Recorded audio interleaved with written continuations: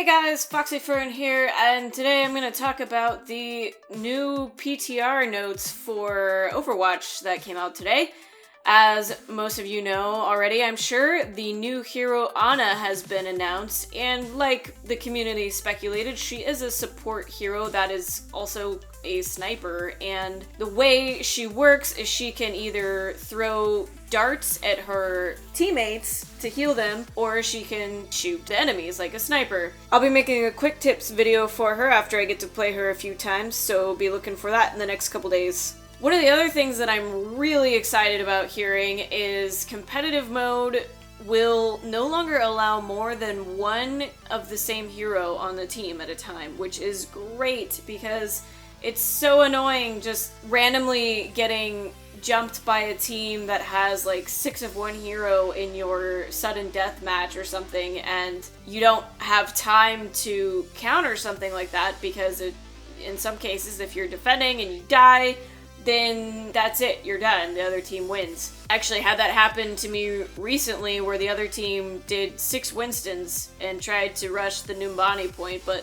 luckily we happened to have a Bastion on our team who absolutely melted them. We probably won't be seeing that happen until Season 2 of competitive because, you know, it's gonna be a little risky to implement something like that in the middle of a season. The other thing they're gonna do is they're going to get rid of sudden death.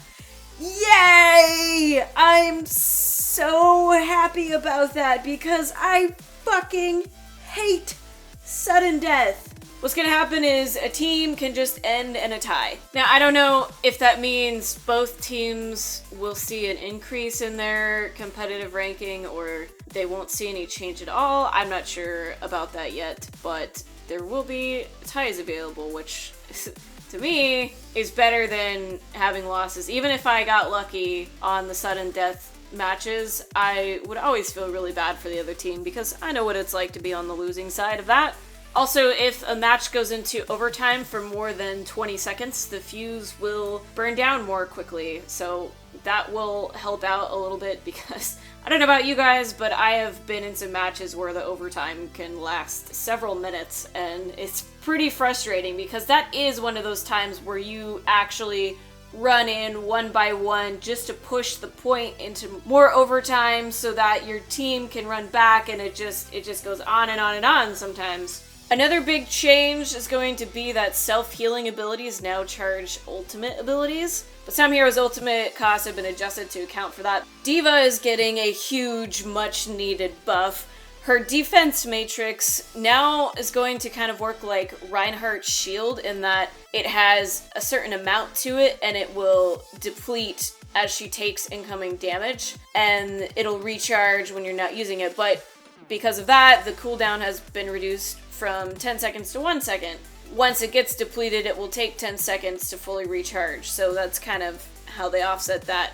Her self-destruct ultimate cost is decreased by 15%, which is great, and the explosion delay is reduced from 4 seconds to 3 seconds, which is also awesome because that will give people slightly less time to react, and best of all, her explosion no longer damages D.Va herself.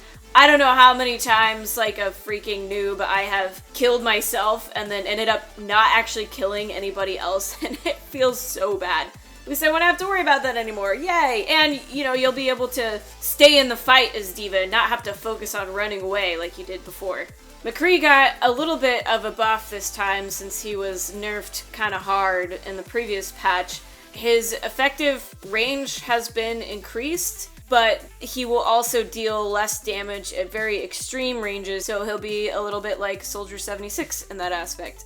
Mercy's Caduceus staff, the damage boost is buffed from 30 to 50%, which is amazing! I'm pretty excited about that because I do like damage buffing people, but it just doesn't seem to happen that often because the healing is so much better. That also means that you're not going to be able to stack damage with other Mercies, but I didn't really see too often a team having more than one Mercy anyway, because then it's kind of like you have 4 people to fight with, so I don't see that as being too big of a deal for most people. Her ultimate charge cost did get increased by a huge amount, 30%. Now, I don't know if her naturally regaining health is going to count towards her ultimate charge, like some of the other heroes like Lucio and Bastion got an increase because their self-healing counts. I don't know if that's going to count, but the devs did say that they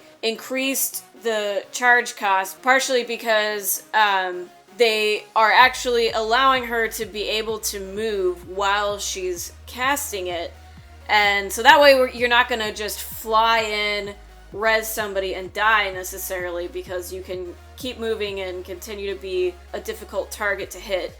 And the Guardian Angel will also reset after you use it so that you can fly in, use it, and fly back out if you need to. Soldier 76 got a pretty significant nerf, at least I think it's significant because of the way that I play him. So now his spread recovery from his gun will begin after a short delay instead of instantly like it is right now, which means like when I'm playing Soldier 76 to take out a Bastion or a turret or something and I need to be really precise with my shots, I'll generally just sit there and constantly tap my left mouse button so that every shot I fire is extremely accurate. And so now that's not going to reset instantly, which is going to be kind of a pain in the butt for people like me, and I may not play him as much anymore because of that, but for those people that just sit there and hold the button down, it won't matter at all.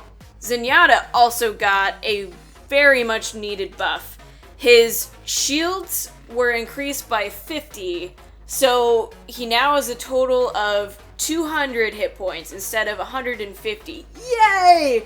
Which makes him a lot more durable, and this was extremely necessary considering he doesn't have any sort of movement abilities like a lot of the other heroes. The projectile speed of his orbs are increased from 30 to 120, so you'll have much less of a delay when trying to heal your ally or attack an enemy. And he will move twice as fast when he activates his Transcendence, and the healing has also been increased from 200 to 300, so that's also really great.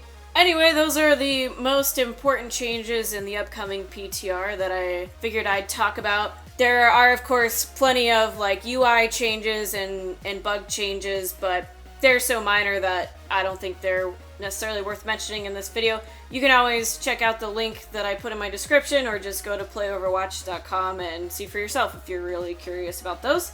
Alright guys, thanks a lot for watching my video. Feel free to leave any comments below on what you think about the PTR or what you want to see in any upcoming videos.